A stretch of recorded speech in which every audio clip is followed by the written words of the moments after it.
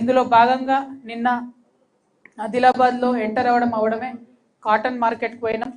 నిజంగా కాటన్ పత్తి రైతు బాధ చూస్తే మాత్రం చాలా చాలా బాధాకరం అనిపించింది.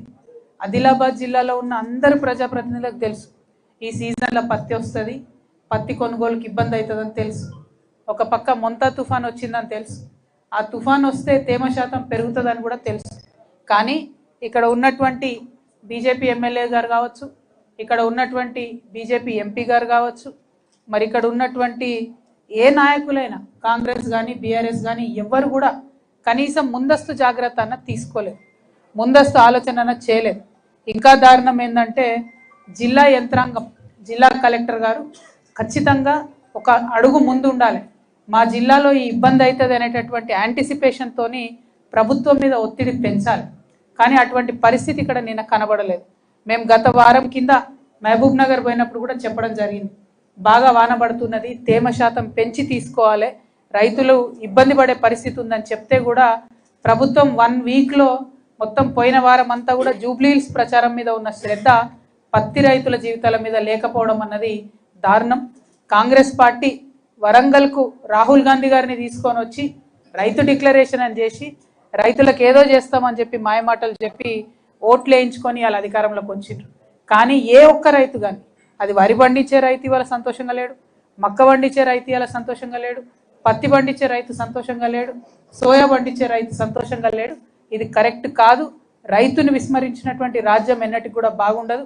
ఒక పక్క మీరు వాళ్ళకు బోనస్ ఇస్తలేరు, ఇంకొక పక్క టైంకి రైతు భరోసా మీరు ఇస్తామన్నంత అమౌంట్ ఇస్తలేరు, ఇంకొక పక్క యూరియా ఇయ్యలేకపోతున్నారు, ఇంకొక పక్క కరెంటు పోతున్నది. మరి ఇక రైతు వ్యవసాయం ఎట్లా చేసుకోవాలి? పోనీ చేసుకొని ఏదో ఒకటి చేసి కష్టపడి మార్కెట్కి తీసుకొస్తే దారుణమైనటువంటి పరిస్థితి ఉంది. నిన్న అక్కడికి పోతే రైతులు ఒకటే చెప్తున్నారు, మా ట్రాక్టర్ ఇట్లా లోపలికి రాగానే మాయిశ్చర్ కంటెంట్ తీసుకుంటున్నారు, డెఫినెట్గా అది ఎక్కువ వస్తుంది, మేము ఆరబెట్టుకున్న తర్వాత తీసుకోవాలి. ఈ కనీస చిన్న చిన్నవి కూడా పాటిస్తలేరంటే నిన్న మీ అందరి సమక్షంలోనే నేను కలెక్టర్ గారికి మాట్లాడడం జరిగింది. వారు దానికి ఒప్పుకున్నారు. లేదు కొంచెం అవకాశం ఇస్తామని చెప్పిండ్రు. అంటే ఎక్కడికక్కడ ప్రతిపక్షం నుంచి వాయిస్ రేజ్ చేస్తే చిన్న చిన్న సమస్యలైనా తీరితే అది రైతులకు లాభం అవుతుంది, ప్రజలకు లాభం అవుతుంది అనే ఉద్దేశంతో చేపట్టిన ఈ యాత్ర. అందులో కాటన్ మార్కెట్లో నిన్న వెంటనే మేము ఇదివరకు నేను ఎంపీగా ఉన్నా కాబట్టి గిరిరాజ్ సింగ్ గారు ఆయన మినిస్టర్గా ఉన్నారు, ఆయనకు వెంటనే ఉత్తరం కూడా రాయడం జరిగింది. అదేవిధంగా cotton corporation of India chairman గారు కూడా వారి నంబర్ కూడా తీసుకున్నా, నేను వారిని కూడా ఇవాళ మాట్లాడతా. ఆంధ్ర తెలంగాణలో ప్రత్యేక పరిస్థితులు ఉన్నాయి. ఈ ప్రత్యేక పరిస్థితుల రీత్యా 20 నుంచి 25% తేమ శాతం అలౌ చేయాలి కాటన్లో అనేటటువంటి విషయాన్ని నేను తప్పకుండా పర్స్యూ చేస్తానని ఆదిలాబాద్, మహబూబ్ నగర్, వరంగల్, ఖమ్మం ఇంకా ఇతర ప్రాంతాల్లో ఉన్న పత్తి రైతులందరికీ కూడా జాగృతి తరఫున మీకు మాట ఇస్తా ఉన్నాం. అదేవిధంగా చెనాక కొరాట, కుప్టి ఈ 2 పేర్లు ఒక 40 ఏళ్ళకెళ్ళి ఇంటున్నాం తప్పితే ఒక్క అడుగు కూడా ముందుకు పడనటువంటి పరిస్థితి ఉంది. చెనాక కొరాట అయితే అదొక గమ్మత్ కథ. 300 కోట్లతో స్టార్ట్ అయింది, 600 అయింది, 900 అయింది, 2000 కోట్లు అయింది. ఈ ఎస్టిమేషన్ ఎందుకు పెరిగిందో ఏమైంది అన్నది అది బీఆర్ఎస్ హయాంలోనే జరిగింది, నేనేం కాదని అంటలేను. ఎందుకు పెరిగిందో ఏందన్నది మరి బీఆర్ఎస్ ప్రజాప్రతినిధులు ప్రజలకు వివరణ ఇచ్చుకోవాలి. సరే పోనీ 2000 కోట్లు అయింది, 2000 కోట్లు అయితే కనీసం ప్రాజెక్టు పూర్తి కానటువంటి పరిస్థితి, ఇంకా పెండింగ్ ఉన్నటువంటి పరిస్థితి.